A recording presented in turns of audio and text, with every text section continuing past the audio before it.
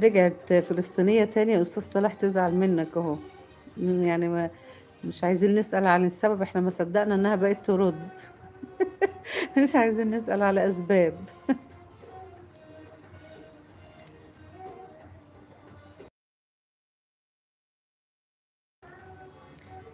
فرح، هاتي النضارة اللي هي الحمراء.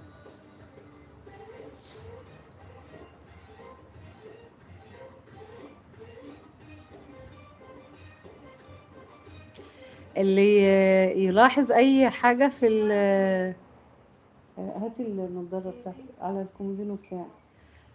اللي يلاحظ اي حاجه في اللايف يا جماعه يقول لي، عشان انا ببدا اتوقع التوقعات بعد ال 30 دقيقه، فيا رب ان شاء الله يكمل على خير.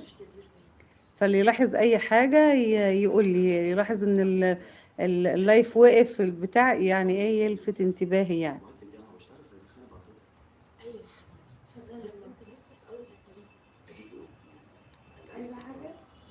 بتعملي ايه؟ واجازه بكره صح؟ انت من اهل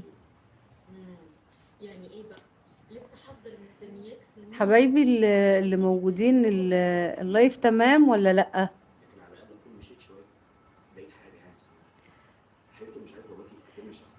اي حد سامعني يقول لي كده اللايف تمام ولا وقف كالعادة؟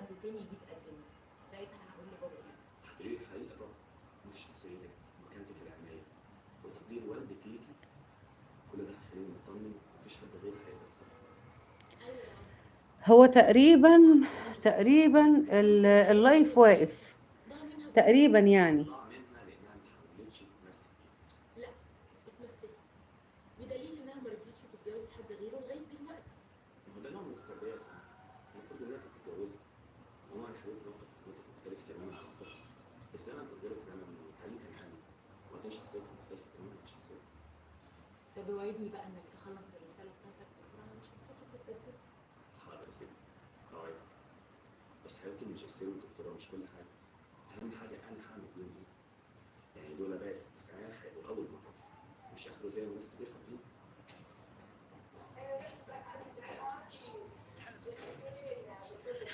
والله هو ربنا رحمه، لانه هو فعلا كان هيتعذب وما كانش هيقدر يستحمل. اصلا كنت بقول للدكتور، الدكتور كان بيقول لي جرعه فراش عميقه قوي، فكان بيكلمني بيقول لي بصي هيتحط على جهاز، والجهاز ده هو مش هيستحمله لان هو سنه كبير.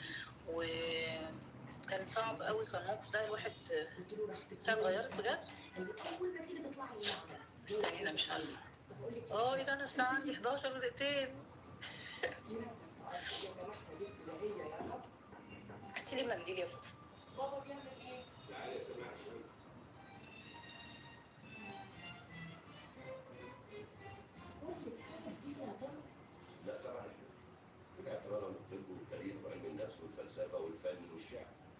ممكن جفاء.